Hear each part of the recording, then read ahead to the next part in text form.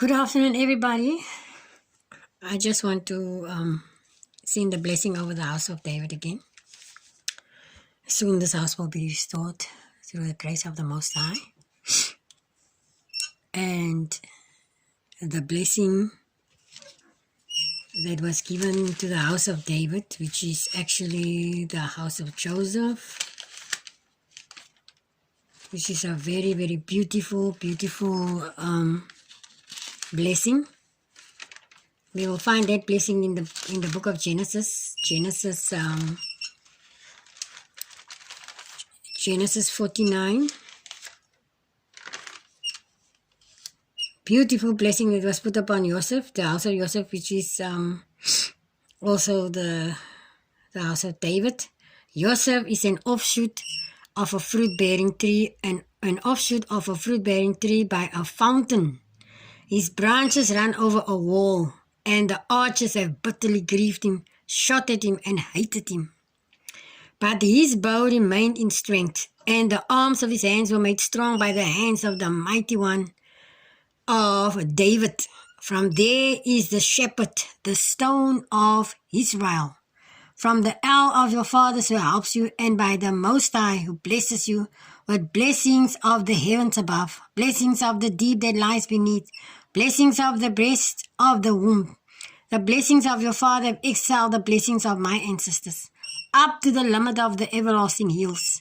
They are on the head of Joseph, on the crown of the head of him who was separated from his brothers. That description and that blessing, that description only adds to the people who are scattered across the globe, which we all know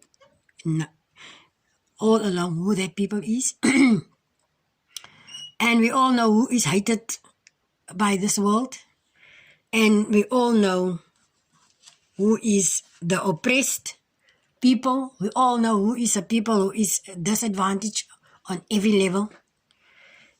And that blessing is written down, it's engraved, and it is put upon the children of Joseph. So that is my blessing for you, for the family and the friends for today, for the house of David, that is going to be restored very soon. So I just want to bring you the message. Last night actually Saturday night I was reading through the scriptures, and I'm coming across on how did Esau lost his inheritance. He lost his inheritance, and as I was reading through that, at the birth of Esau and Jacob, and I know our eyes has been opened, the lies and the deceit has been erased, and everything is now coming to us like it's like a window that's been opened, a veil that has been lifted, and the truth is right now in front of our faces. So everything we need to know is revealed unto us.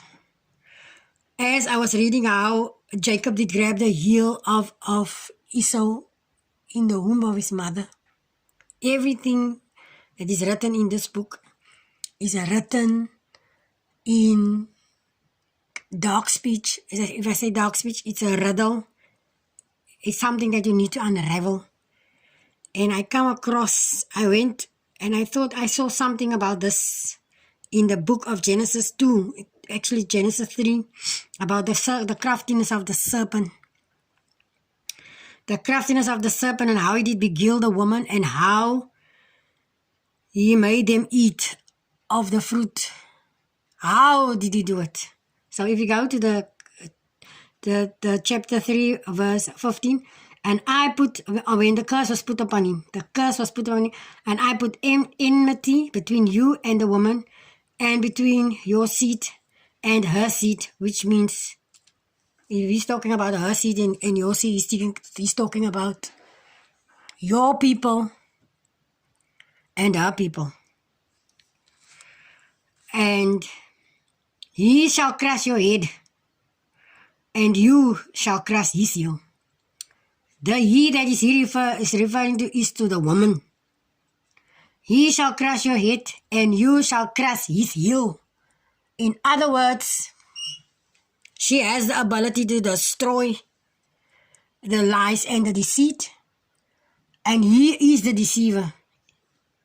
He grabbed Esau by the heel. What does it mean? How do we understand what he really did here? If you go to Genesis, if you go to Genesis 25 verse 24 verse 25, then you're gonna see what did he really do.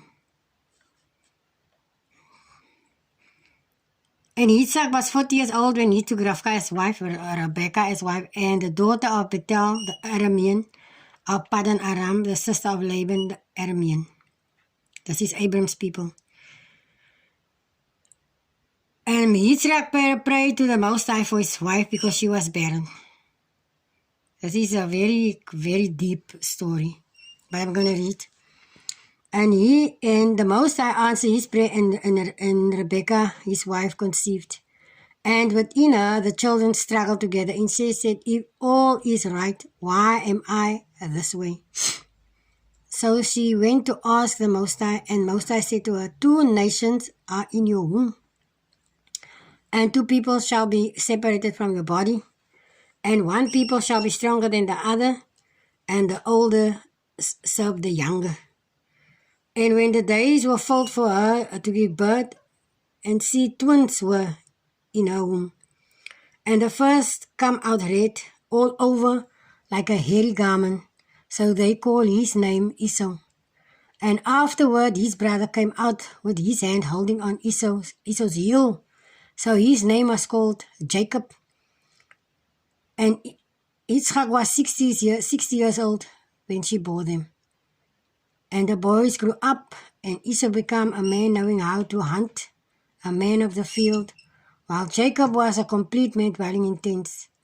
And Yitzchak loved Esau because he ate of his wild game, but Rebekah loved Jacob, and Jacob cooked a stew. And Esau came in from the field, and he was weary. And Esau said to Jacob, please feed me with that same red stew, for I am weary. That is why his name was called Edom. No, that is not why his name was called Edom. His name was called Esau or Edom because he was red all over, and he was hairy. Yeah, he was a hairy garment, so his face was red. And if we understand this parable, then we can see who was the father of the Red Indians. The father of the Red Indians, because they are all hairy, they wear this long hair, their skins are full of hair, and the color that they was born in was red. So they were the first son, or the first child that the Most High created. If you go down and you see the womb, the body, the give birth, it's all a riddle. It's all a riddle. They were not brothers. That's why he's talking about 2 nations. They were not real brothers. She didn't really give birth to both of them. She didn't give really birth to both of them. But we can see the deceiving, the same tactic that the Satan used in the Garden of Eden. The same tactic while the curse was out. That was not the curse, that was what was actually doing to the woman. He grabbed her by the heel. What does it mean? What does it mean? He come from behind. If a person grab you from behind on the heel, he was coming from behind. And he was putting a spell upon her. And what did Jacob do here? And after he was coming from behind and put a spell on Esau, he concoct a stew. So he put something in his food. He put something in his food, and he tie him out. The stuff that he put in that food, he tie him out so that he was so tired, he needed strength. He come with this concoction and he gave it to Esau, and that was how he steal Esau's inheritance. That is what people do. So when they want to let you fall, they throw poison in your food. They put spells and put witchcraft in your food. I mean, I saw that with my damn own eyes. My own sister did it to me, and my own mother did it to me. She's stirring and stirring and stirring, making me a cup of coffee, put the sugar in, put the coffee in, and she stir and stir and stir and stir. And stir, and I think, why are you walking up and down with my cup? She's busy concocting her poison and her witchcraft that she put in that coffee. That is how they stole Esau's inheritance. And he concoct that brew, put the stuff in that so that he can become tired. And that wasn't done with one person. That was not just done with one person. That was done with the whole population. With the whole population. They put the poison in their food so that they can consume it and their body was not used to. And that is how they poison us in any way. All these years, put the rubbish in our food. Everywhere you go, people, they don't like you. They don't like you. They throw the stuff in your coffee. They throw the stuff because they're jealous. They see you a different kind of person. You can do things that they can't do. Instead of focusing on what they can do, they focus on what the next person can do. But it's all orchestra like that. It's orchestra like that by the serpent. And who is the serpent? The serpent has a name.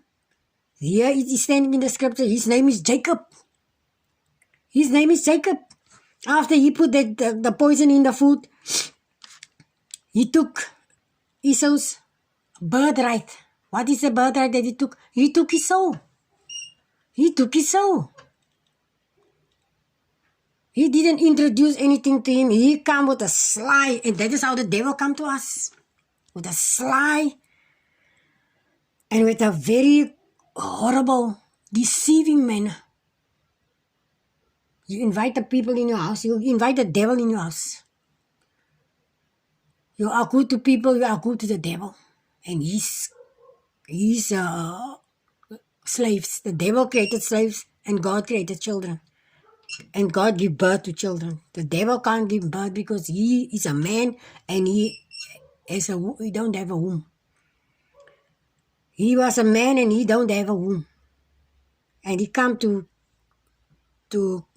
Esau in the garden. Actually to Cain in the garden. And he did the same to Cain. But the thing is, Cain, he couldn't do it to Cain because Cain, it saw him. But that is a story on its own for another day. But now we see. So I go and I went, and then the scripture says, where did Jacob come from? Where did Jacob come from? Please feed me with the same red. No, it's a lie. The message that was given to me is everything up is down and down is up. High is low and low is high. Wide is narrow and narrow is wide. Beautiful is ugly and ugly is beautiful. And what does it mean? It means everything that has been told to us is a lie. No, who in the name of the Most High would come to you and tell you, come feed me from that red stuff. If you know your foundation is laid differently. This devil was revealed a long time ago. And he couldn't come in, so he need to make a way to come in. He need to find and concoct a way to come in. So how did he caught the children and steal the inheritance from Esau, the house of David? To poison their food with spells and with concoctions and all this nastiness. So look at the description that he gave. So here you can also see this is nothing to do with giving birth. And the boys grew up and Esau became a man knowing how to hunt. Knowing how to hunt. A man of the field. While Jacob was a complete man dwelling in tents. Complete man. Well, was a complete man dwelling in tents. So I go and I go look in the scripture. Who was the people who was dwelling in tents? And I come across the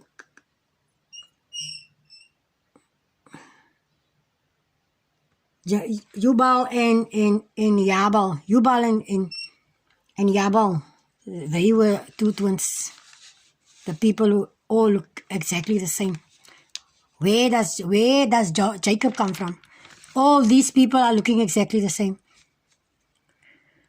So they took his birthright to rule by putting that spell of magic upon him first, and then he put poison in his food.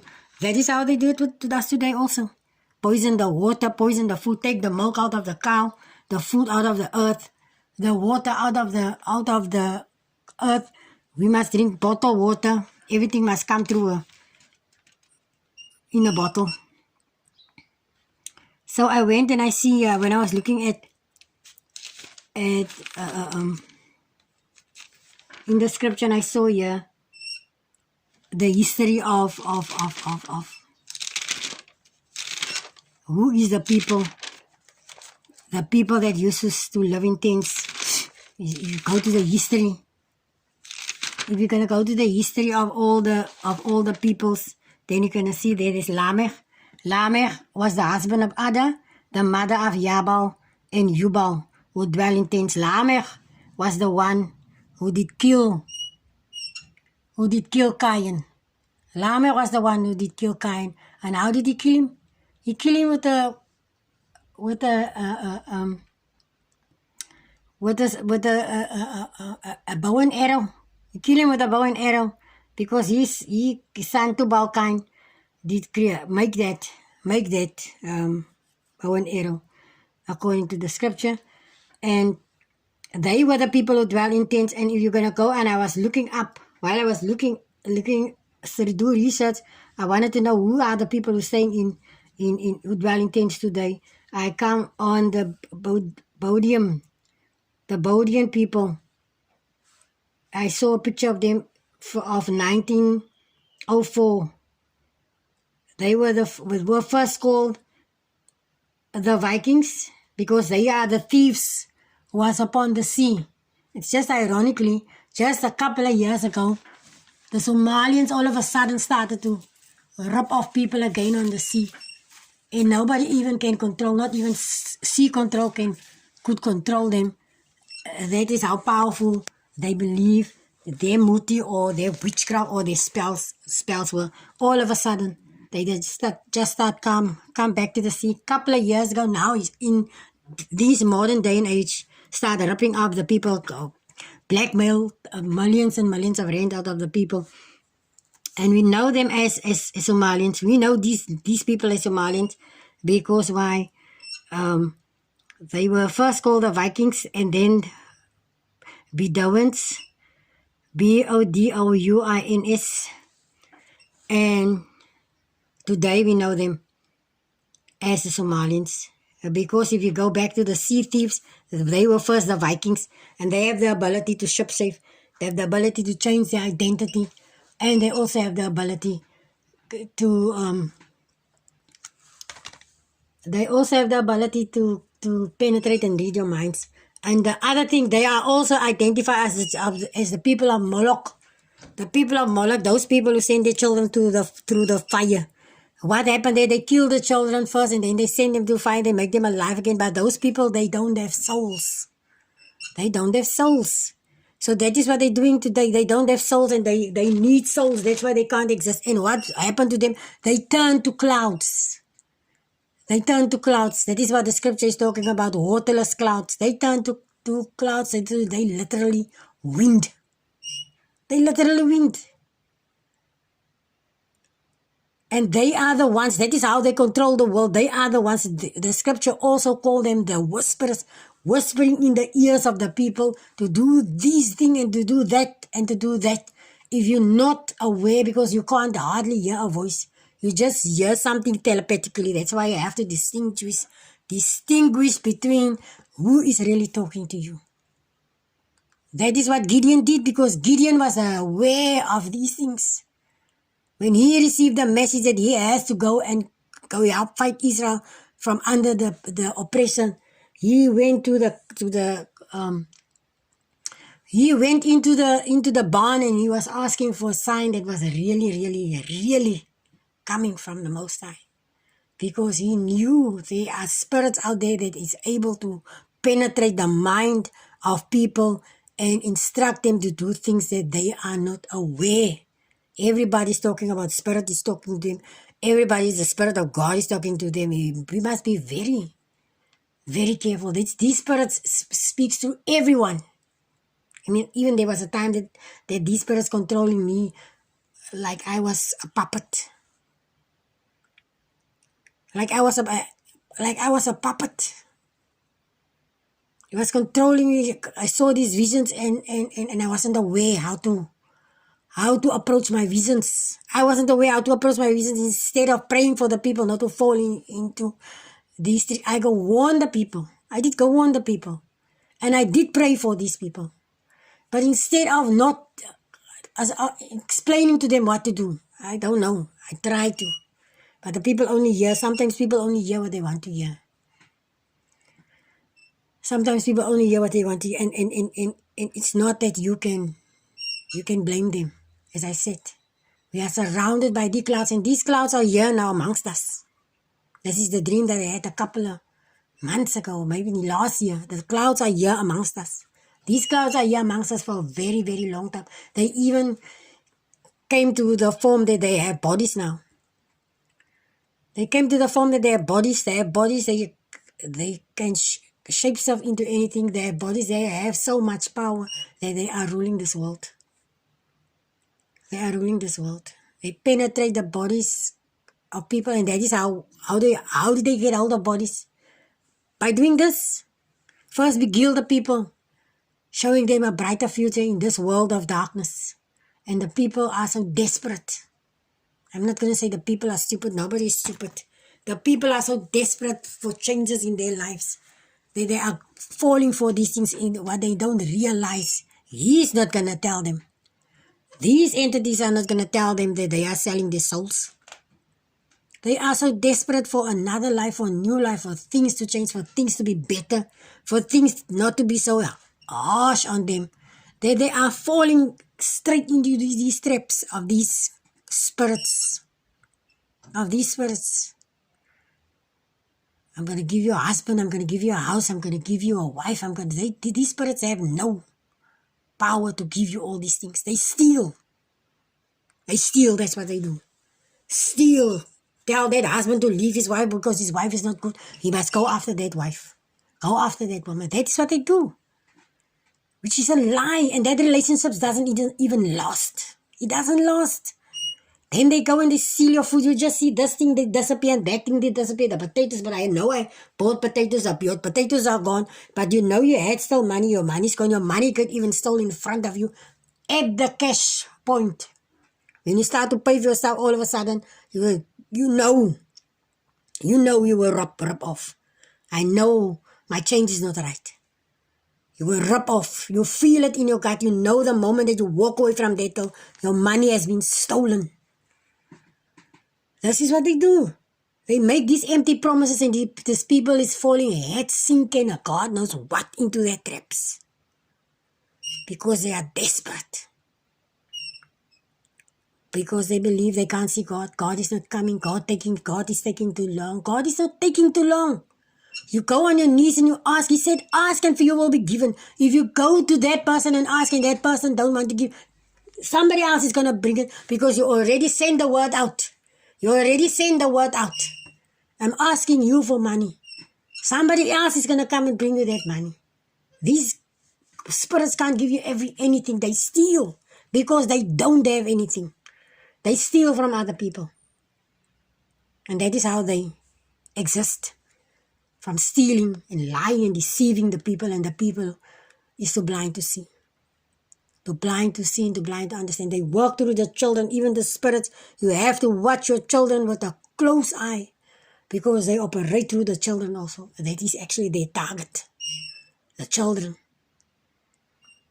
They have to operate through the children because why? Nobody's going to be harsh with children. Nobody's going to be harsh if you don't have the spirit and the eye of the Most High. You will never see your child as possessed by a spirit that is not a good spirit. You will defend your child with everything in you.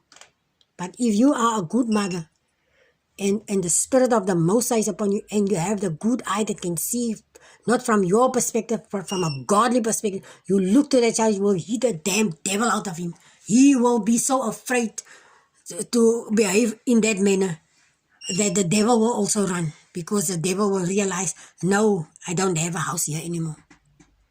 You will hit the living daylights lights out of them, because you will not allow that spirit to control your house or your children. But other people can't see, and they invite all this stuff into their house, all this wickedness. We are surrounded by them. Now we are surrounded by them. But you still have control over your mind. You still have control. Thinking positive things, saying positive things, inviting goodness into your life, creating good things, speak positive things over people, give where you see the need, hug where you see the pain, speak and sing over the world, the good stuff, the godly stuff.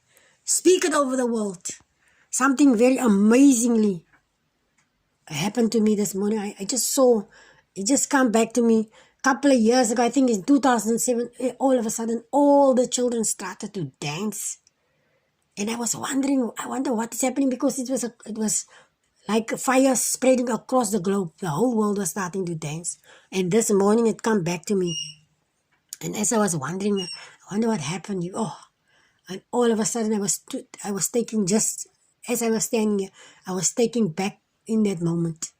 And that moment, when the children started to dance in the spiritual realm, the keys of the rip-offs was given back to the rightful owners. The keys of the rip-offs was given back to the rightful owners. A huge, huge key. A huge key was given back, and something else. As I was looking, I saw this a beautiful, huge key. It's like answers is given back, and as I was looking, I saw what happened. The time that they took the people here out with boats, those people who they drowned, all their spirits returned to the children who was left behind. They always leave behind the poor and the downtrodden, and the souls of the people that has been drowned, they penetrate the ones who were staying behind here in the country, because they knew they're not going to make it, because the shock was too much for them not to also die out and not to also take their lives, because for them to become hopeless. All that souls that was thrown in the sea come back, and they penetrate the bodies of the children that was here on the land. And those who died in the countries there, those who died in the countries, was killed in the countries, they penetrate the souls of those people who was doing this hard slave labor there in America and these other countries, and they were speaking to them. They were speaking through them to start singing, to build their spirit, not to give up hope. That is where the singing in the workplaces started. And they started to sing, to build their spirit, and not to allow these cruel people to break their spirit, because they know the day is going to come. The day is going to come that they are going to return back to where they come from.